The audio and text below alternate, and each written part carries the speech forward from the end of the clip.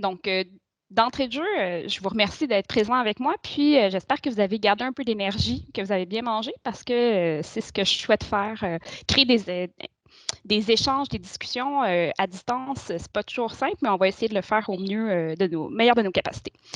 Donc, je me présente, Constance Denis, je suis maintenant docteur en éducation. C'est la première fois que je le dis de vive voix.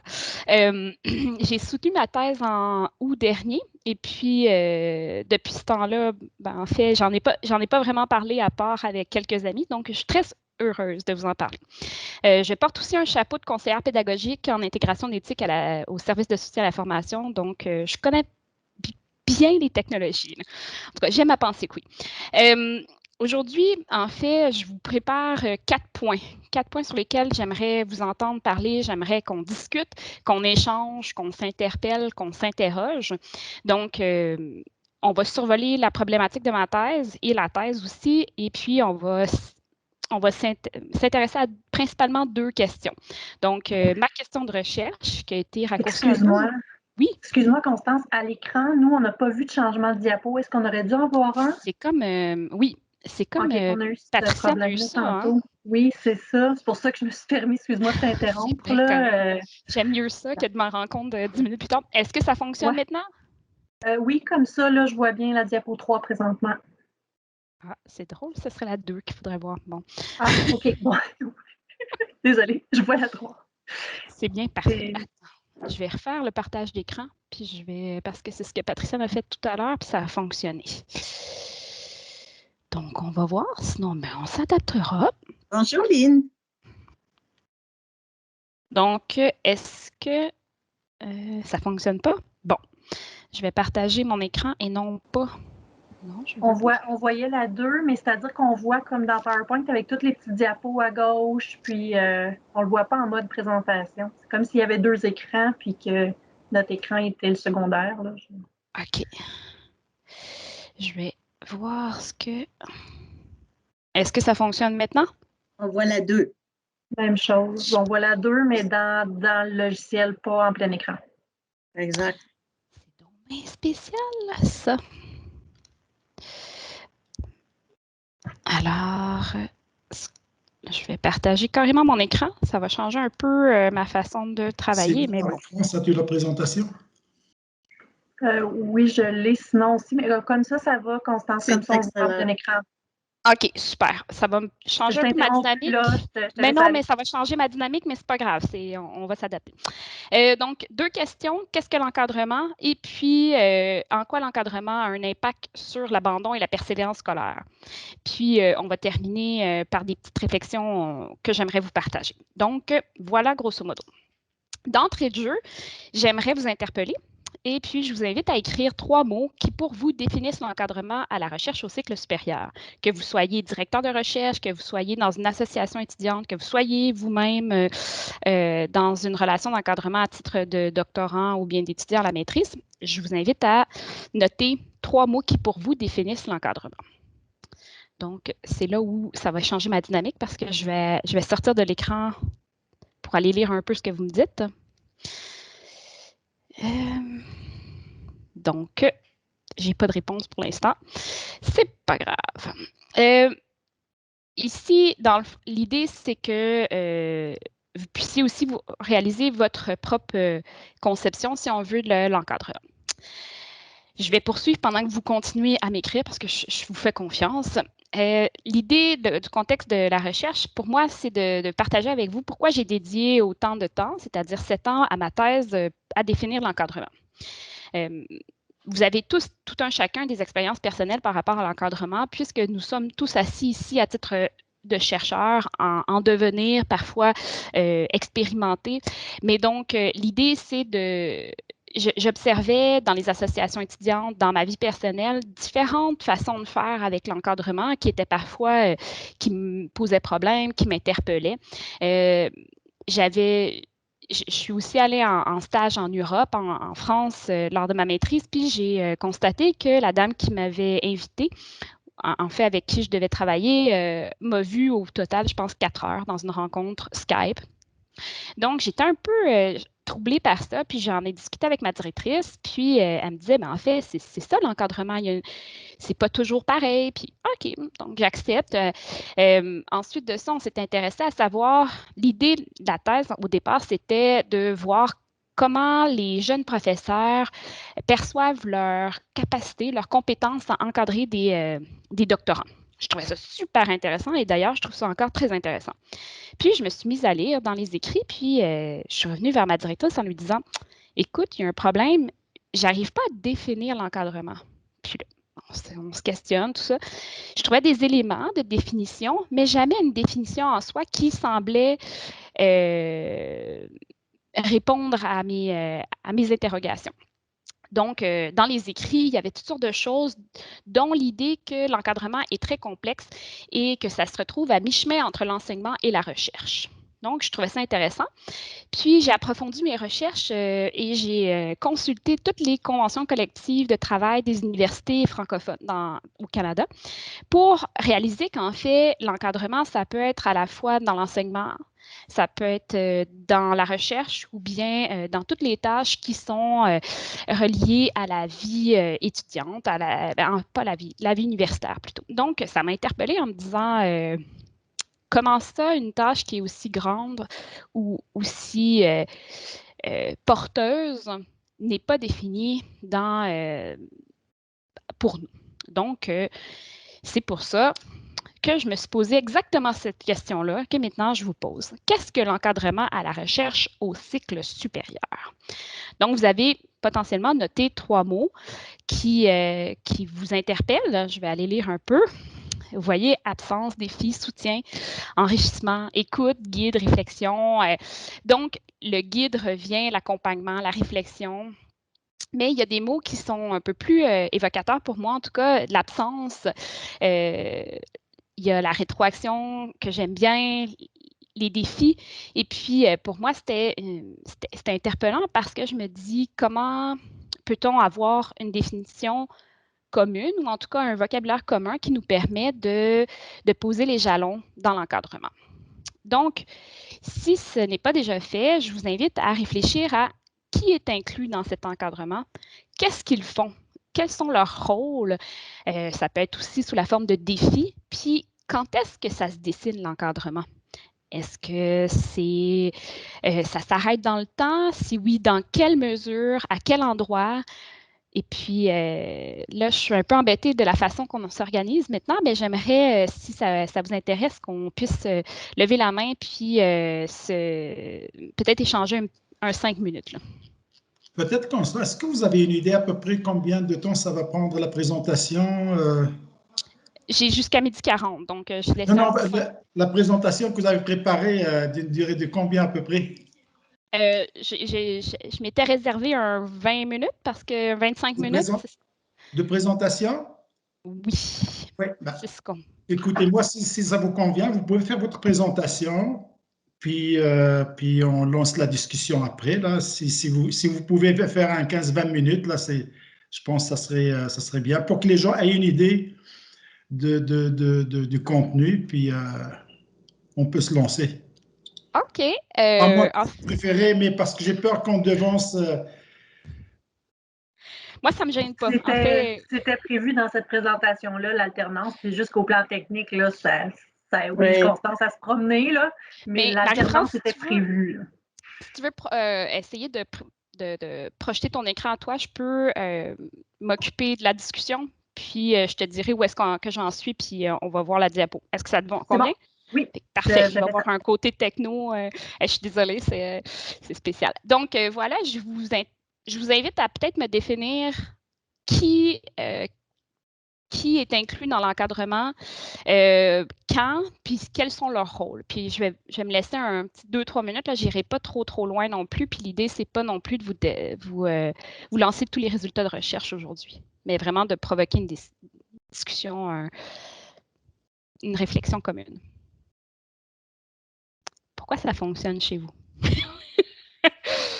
Donc, est-ce que quelqu'un aimerait... Moi, ça ne me dérange pas, j'en ai plein de choses à dire si vous me laissez la parole.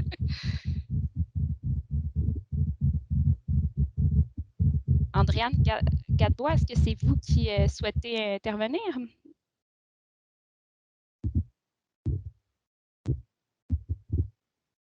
Oui, donc je vous laisse la parole.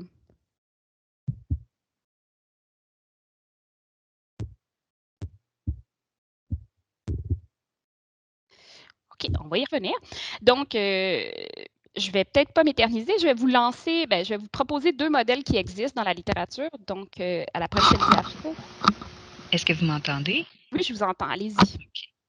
Alors, les personnes qui vont être le plus impliquées, c'est les personnes, en fait, qui font partie du comité de mentorat, donc pas seulement là, la directeur, directrice uniquement, mais il y a aussi une autre personne là, dans le comité de mentorat. Donc, d'après moi, ça devrait être pas mal les 2 personnes et d'autres là, au besoin, si on ressent des besoins là, extérieurs à ce moment-là.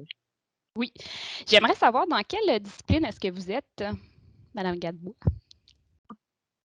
En fait, présentement, je suis dans l'adaptation scolaire là, par rapport à la réussite scolaire. C'est intéressant parce que les termes que vous utilisez ne sont pas nécessairement ceux qu'on partage dans tous les domaines. En fait, parfois, on va parler de comité d'encadrement, parfois, on va parler uniquement de directeur, on va parler de co-directeur, on va parler de partenaire. Donc, ce vocabulaire-là qui s'entremêle peut aussi devenir problématique parce que qui se définit là-dedans, dans le comité d'encadrement, qui fait quoi?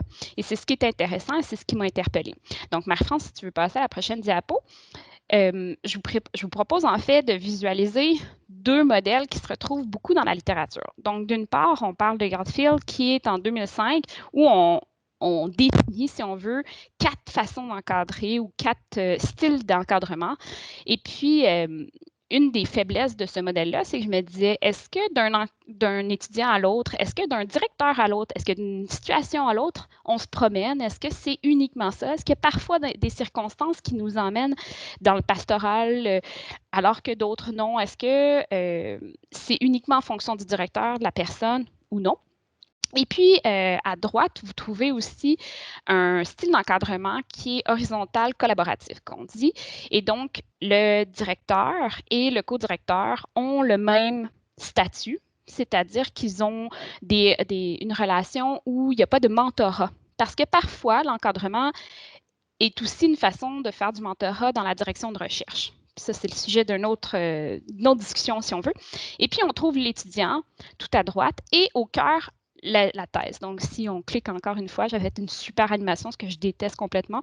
Mais ce que je trouve intéressant, c'est de voir, OK, l'encadrement, c'est des gens qui se retrouvent autour d'une thèse. D'accord.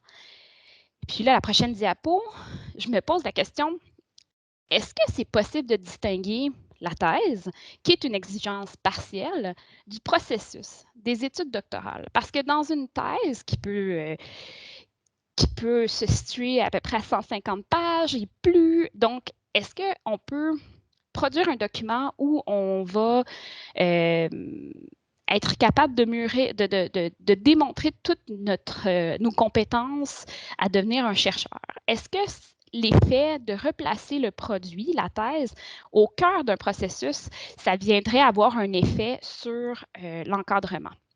Donc, là, je vous révèle un peu, à la prochaine diapo, c'est le modèle auquel, en fait, l'idée à laquelle je reviens. C'est l'idée que les études supérieures, notamment le doctorat, c'est une formation à la recherche par la recherche. Et donc, ici, si on revient à dire la thèse est une exigence partielle, donc la contribution originale à l'avancement du domaine ciblé, est-ce qu'il n'y a pas plus que ça? Est-ce que l'encadrement devrait non pas être situé par rapport à la thèse, mais plutôt autour du processus, de façon à valoriser ce processus-là et l'idée d'une visée d'émancipation, donc de devenir un chercheur en soi, mais aussi d'être membre à part de la communauté d'apprentissage. Tout ça a mijoté pendant quelques années, mettons, puis j'en arrive à exposer la prochaine diapo, qui est le modèle auquel non, c'est la prochaine, c'est encore une petite réflexion que je me faisais, mais c'est pas grave, on l'a passé. Mais le modèle suivant, qui est en fait l'idée qu'il y a une thèse autour de laquelle on réfléchit. Il y a un directeur, parfois un co-directeur, il y a de l'entourage. Dans les recherches, Andréane le mentionnait, il y a y a un comité, mais aussi, et elle l'a mentionné un peu, on peut solliciter des gens ponctuellement de venir nous donner de l'expertise, mais l'encadrement, c'est aussi réaliser qu'il y a des partenaires externes. Ça peut être aussi de la famille, ça peut être des amis, ça peut être des collègues. Donc, par exemple, en cas de séminaire où on intervient auprès d'un collègue pour lui suggérer une lecture, pour lui suggérer de réécrire une partie ou des commentaires, des rétroactions. Je me souviens, entre autres, de Géraldine qui définissait parmi les 3 mots, il y avait rétroaction. Est-ce que ces rétroactions-là doivent forcément venir de la direction de recherche, du co-directeur? En quoi est-ce que des commentaires de pairs ou de collègues ou d'autres professeurs peuvent venir nourrir la relation avec la thèse? Et puis, on voit l'évolution dans le temps. Et ça, c'est une des choses qu'on ne retrouve pas ou peu dans la littérature. C'est l'idée que l'encadrement est flexible et qu'on voit une évolution. Et cette évolution, elle est bonne, c'est ce qu'on veut, c'est ce qu'on vise en fait, parce que ça démontre que l'étudiant prend de plus en plus de place et s'émancipe, mais aussi devient un part entière de la communauté. Là, je vois le temps. Et la prochaine question, c'était qu'est-ce que c'est l'effet de l'encadrement sur l'abandon et la persévérance? La prochaine diapo, je vous propose 3 petites données intéressantes pour lesquelles je ne suis pas toujours d'accord. On pourra en discuter dans un autre ou par la suite. Mais au Canada, on parle d'une augmentation en 10 ans de 57% des inscriptions au doctorat. À l'Université de Sherbrooke, là, on est passé de 1053 personnes en 2008-2009 à 1478 personnes. Au Québec, c'est 2500 personnes de plus qui se sont inscrites en 10 ans. Moi, ma question, c'est qu'est-ce que cette augmentation-là a eu comme impact sur l'encadrement? Est-ce qu'on peut encadrer de la même façon 10 ans plus tard? Est-ce qu'on peut demander au directeur de recherche d'être la même personne ou d'effectuer les mêmes rôles, les mêmes tâches? Partout dans la littérature, on retrouve cette donnée-là que 50% des étudiants en doctorat abandonnent. Et puis, donnée intéressante, c'est que les gens abandonnent après 3 ans, souvent à la fin de leurs études, de leurs cours, des cours. Donc, ils se retrouvent seuls souvent devant leurs écrits et puis abandonnent. Donc, je me questionnais à savoir, est-ce que l'encadrement joue un rôle, puis de quelle manière est-ce qu'on joue un rôle sur la persévérance? Donc, la prochaine diapo, c'est si vous êtes bon en anglais, si on veut, là, vous êtes capable de la traduire par vous-même, mais en fait, ce que je me questionne, c'est est-ce qu'une tâche de l'encadrement ou du directeur de recherche, ce ne serait pas de s'assurer que si on abandonne, on le fasse rapidement? Dans la mesure où c'est des ressources financières, mais c'est des ressources aussi humaines, matérielles, qu'on demande d'intervenir, qu'on fait intervenir dans l'encadrement. Donc, il y a 3 éléments sur lesquels j'aimerais discuter très rapidement. Donc, ma réponse, c'est des pistes à explorer, en fait, sur le recrutement, la communication, puis l'insertion professionnelle, mais aussi tout en comprenant qu'il y a une limite à l'encadrement.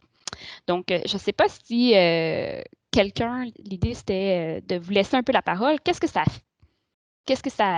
vous invite à réfléchir, ces pistes-là? Est-ce que vous croyez que l'encadrement aurait un impact sur le recrutement? De quelle manière? Est-ce que ça peut faciliter l'encadrement par le recrutement? Donc, pourquoi avoir noté ces mots-là? Est-ce que vous avez envie de réagir?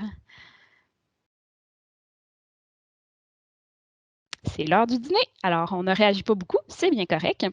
En fait, le recrutement, l'idée, c'est que plusieurs personnes interviennent dans le recrutement. D'une part, l'université en tant que telle, si on veut, l'établissement, le contexte institutionnel fait en sorte qu'on recrute par rapport, entre autres, aux notes. Est-ce que c'est la meilleure façon de le faire? Est-ce que c'est une personne qui réussit bien au baccalauréat réussira forcément bien à la maîtrise et au doctorat? En fait, plusieurs données disent un peu le contraire. Comment est-ce qu'on trouve un directeur? Comment on accepte ou non un doctorant ou pas? De quelle manière est-ce que ça vient travailler sur la persévérance. Dans les recherches que j'ai poursuivies auprès de 40 personnes, donc 20 doctorants et 20 directeurs de recherche, l'idée, c'était, entre autres, de passer par un contrat. Donc, un contrat en début, mais qui n'était pas nécessairement retouché par la suite. Une directrice me disait qu'elle travaille toujours avec une liste de sujets préétablis pour assurer la cohérence puis la qualité de son encadrement. Un autre disait, je demande des références bibliographiques ou bien je propose des références bibliographiques et on en discute avant que j'accepte cette personne-là en encadrement. Bégin, en 2018, a proposé un questionnaire sur l'encadrement, donc que le directeur et le doctorant peuvent remplir, si on veut, pour voir qu'est-ce qui appartient à qui, puis ainsi provoquer une discussion. Et là, j'en viens à la communication. On a parlé... on est passé trop loin. Ouais. On a parlé des rétroactions, c'est vrai. Les rétroactions, c'est difficile. Moi, une des choses que j'ai constatées, c'est que les gens, ça prend beaucoup de temps, la rétroaction. Puis on ne réfléchit pas nécessairement à, on en écrit, on la donne, mais qu'est-ce qu'on veut que l'étudiant fasse avec ça? Comment la rétroaction va-t-elle être acceptée, prise en charge? Et puis, c'est un vecteur de la communication qui me semble intéressant. Les directeurs de recherche et les doctorants que j'ai rencontrés me parlaient de confrontation constructive par rapport à une confrontation, une consultation, une relation de consultation. Donc, l'idée, c'est qu'en encadrement, ce qu'on voudrait, c'est de noter une évolution pour pas toujours garder la même façon de réagir, de faire de la rétroaction, de proposer des communications. Une des pistes qui était avancée pour lutter contre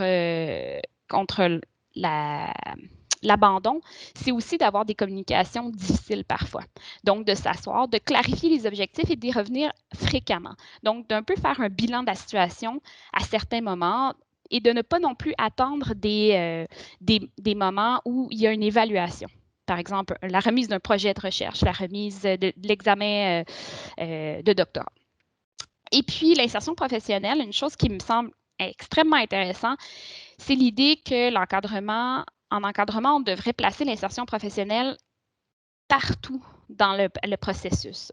C'est une occasion de réfléchir à où est-ce qu'on veut aller avec ce doctorat-là. Est-ce qu'il y a des décisions stratégiques qui peuvent être prises de manière à ce que la personne puisse atteindre ces cibles-là, qu'elles soient en recherche ou qu'elles soient vraiment des objectifs professionnels. Donc, de travailler une programmation de recherche. On travaille en collaboration avec des partenaires externes parce que la personne veut éventuellement travailler dans un laboratoire XYZ.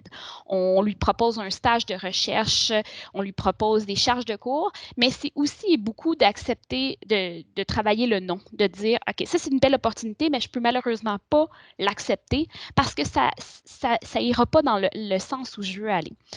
Je parlais avec des doctorants récemment qui me disaient « j'ai eu 0 occasion de publier ».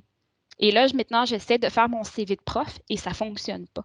Donc, l'insertion professionnelle se réfléchit tout au long du parcours de manière à ce que la personne puisse aussi réfléchir à où est-ce que je m'en vais avec ce doctorat-là, pourquoi je le fais, et parfois de dire peut-être que ce n'est pas le doctorat qu'il te faudrait. Peut-être que ce n'est pas l'idée d'un doctorat. Peut-être qu'un doctorat professionnel pourrait aussi répondre à tes objectifs. Et donc, d'avoir des communications difficiles, des discussions qui peuvent être parfois où on invite à assumer aussi un deuil. Donc, c'est aussi au final, c'est aussi d'explorer l'idée que le rôle ne peut pas revenir uniquement au directeur de recherche. Il faut valoriser l'encadrement par le contexte institutionnel, par les pairs, par des collègues profs, et aller chercher, on dit, pour élever un enfant, il faut une communauté. Je pense que c'est un peu la même idée avec un doctorant. C'est que le doctorant ne devienne pas un doctorant d'un directeur de recherche, mais bien le doctorant de l'université, de l'institution, de la faculté, et que ça soit un produit dont on est fier au final, là, si on veut, mais qui puisse représenter un peu une vision différente, qui puisse s'émanciper, donc lui permettre d'avoir des opportunités différentes de communiquer, de travailler avec d'autres gens. Et de cette façon-là, de viser la créativité, la flexibilité, Donc, la qualité d'un encadrement et non pas la quantité, que ça devienne une responsabilité partagée entre différents acteurs. Et puis, ultimement, de proposer des formations à l'encadrement, donc de faire du mentorat, de pouvoir se permettre d'aider tout le monde à grandir là-dedans. Donc, la conclusion, très brève, parce que j'ai dépassé mon temps, c'est l'idée que l'encadrement, c'est flexible, ça évolue dans le temps, ça évolue selon la personne qui entre au doctorat, mais aussi la personne qui encadre et les multiples acteurs qui vont entrer en ligne de compte. Donc, moi, je vise ultimement l'explicitation de l'encadrement pour que ça puisse devenir, qu'on puisse partager un vocabulaire commun et puis qu'on puisse apprendre tout un chacun là-dedans. Donc, la prochaine diapo, c'était une petite réflexion. Mais donc, je vous invite, si le temps le permet, là, bien entendu, d'entrer en communication avec moi pour que je puisse triper encore sur l'encadrement avec vous. Donc, voilà, merci pour votre écoute.